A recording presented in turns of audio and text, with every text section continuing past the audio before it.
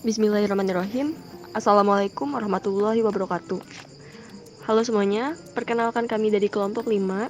Di sini kami akan mempresentasikan hasil dari mini project kami yang berjudul penentuan kadar pH air limbah yang tercemar limbah domestik terhadap pertumbuhan tanaman cabai. Nah, sebelumnya izinkan saya untuk memperkenalkan anggota kelompok 5 terlebih dahulu. Perkenalkan, nama saya Nazliha Tunisa dan ada 3 rekan saya yang bernama Afifah Nur Akila, lalu ada Desta Rahayu, dan yang terakhir ada Nurul Huda. Baik, langsung saja saya mulai presentasi pada kali ini. Jadi, sebagaimana kita semua tahu bahwa air merupakan suatu molekul yang sangat penting karena air merupakan sumber kehidupan bagi semua makhluk hidup di bumi. Air itu sendiri biasanya kita gunakan untuk berbagai macam keperluan seperti untuk minum, mencuci baju, mencuci piring, dan lain sebagainya. Kita semua juga tahu bahwa air ini penting untuk menopang kehidupan kita.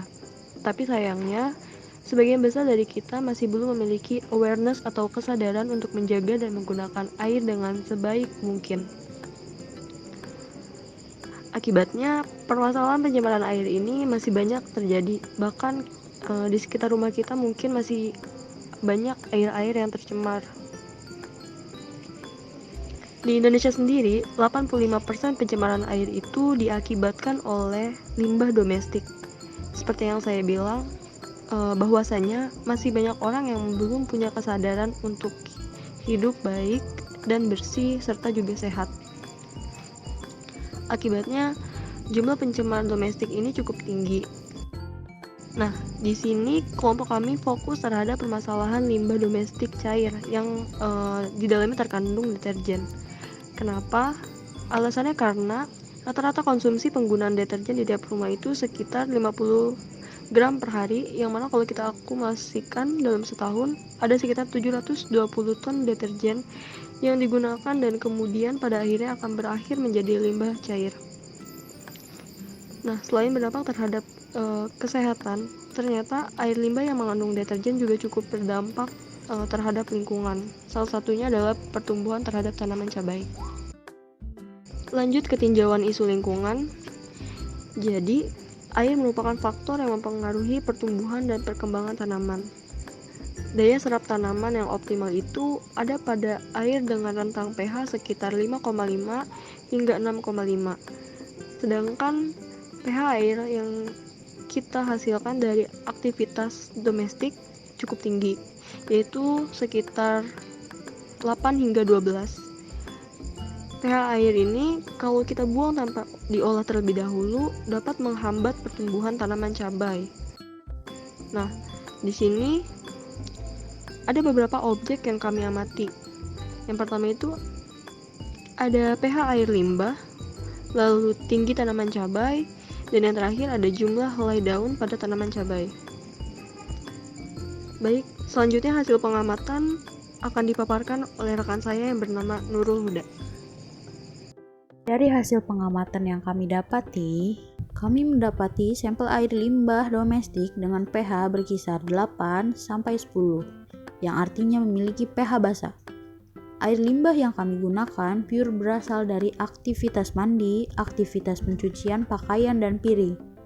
Dan air non-limbah dengan pH berkisar 6 sampai 7, yang artinya memiliki pH netral. Pada pengamatan kali ini, kami menggunakan tanaman cabai berumur 3 minggu. Tanaman cabai ditumbuhkan di tanah yang sama dan terkena intensitas cahaya yang sama.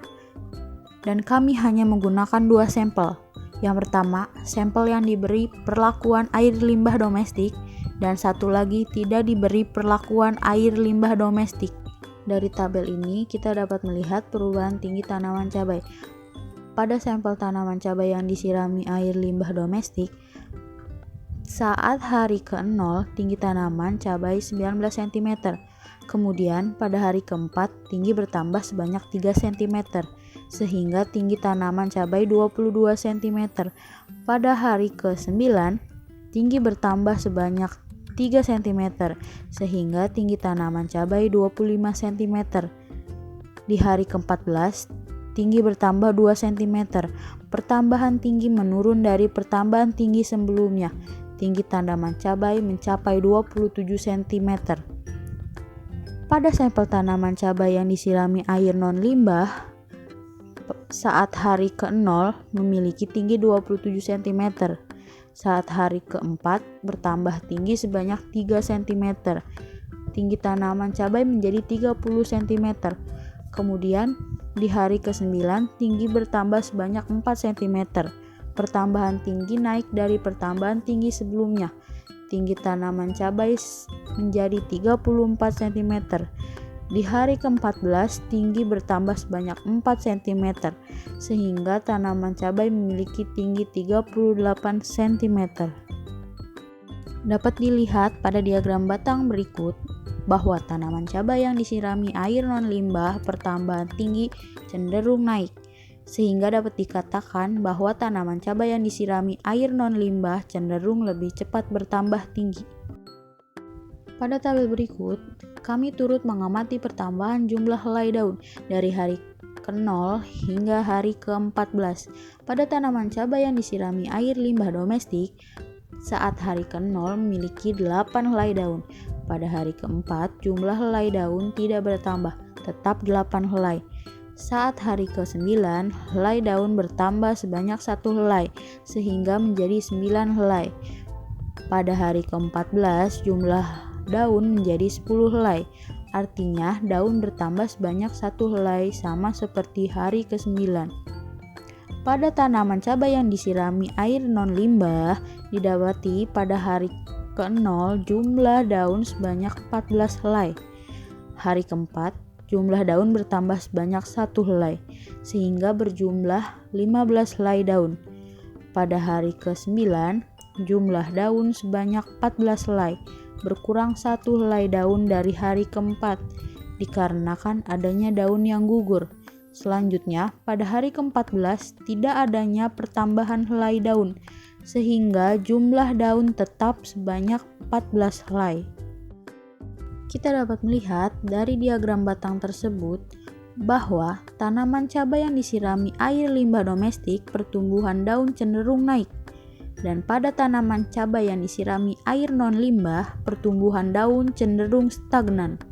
Selanjutnya akan dijelaskan oleh rekan saya yaitu Afifah Nur Akilah. Selanjutnya, saya Afifah Nur Akilah akan memaparkan pembahasan dari hasil pengamatan yang diperoleh. Yang pertama, pertumbuhan tinggi tanaman cabai. Pada sampel yang disirami air non-limbah berpengaruh baik terhadap pertumbuhan tanaman cabai karena pada data tercatat tinggi tanaman cabai selama 14 hari memiliki ukuran yang lebih tinggi dibanding sampel yang disiram air limbah. Yang kedua, jumlah daun pada tanaman cabai. Pada sampel yang disirami air non-limbah memiliki kuantitas daun yang lebih baik dan lebih banyak dibandingkan dengan sampel yang disirami air limbah. Yang ketiga, pengaruh pH terhadap tanaman cabai. pH air yang tidak tercemar, yaitu air non-limbah, memiliki pH berkisar 6-7 yang berarti netral, sedangkan pH air yang tercemar yaitu air limbah memiliki pH berkisar 8-10 yang berarti basah. Tanaman yang diberi perlakuan dengan pH air netral yaitu pH 7 mengalami pertumbuhan dan perkembangan paling optimal. Tanaman yang diberi perlakuan dengan pH air basah, pH lebih dari 7, akan mengalami pertumbuhan yang terhambat. Dan tanaman yang diberi perlakuan dengan pH air asam, yaitu pH kurang dari 7, tidak akan terjadi pertumbuhan dan perkembangan. Hal ini dikarenakan tanaman tidak tahan terhadap pH ekstrim, akibatnya sistem perakaran tanaman terganggu. Maka, dapat disimpulkan bahwa sampel dengan penyiraman air limbah menjadi terhambat karena kondisi pH air limbah bersifat basah. Dampak air limbah dan air non-limbah terhadap tanaman cabai. Unsur hara mikro, cuprum, verum, mangan, dan zinc akan terikat secara kimiawi dan tidak bisa diserap oleh tanaman. Maka dari itu, pertumbuhan tanaman tidak maksimal sehingga perkembangan tanaman terhambat. Dapat dilihat pada gambar tanaman yang disiram air limbah, perkembangannya tidak optimal sehingga terdapat lubang-lubang pada daun di tanamannya. Sedangkan tanaman yang disiram air biasa perkembangannya optimal. Selanjutnya akan dipaparkan oleh Desta Rahayu. Selanjutnya itu ada solusi untuk meminimalisir limbah domestik agar tidak membebani lingkungan. Yang pertama, gunakan pembersih rumah tangga yang ramah lingkungan. Yang kedua, menanami selokan dengan tanaman air. Yang ketiga, membuat sistem pengolahan air limbah sederhana. Dan yang terakhir, terapkan perilaku hemat air yang otomatis akan mengurangi limbah-limbah cair. Berikut adalah beberapa foto kegiatan dari kelompok kami.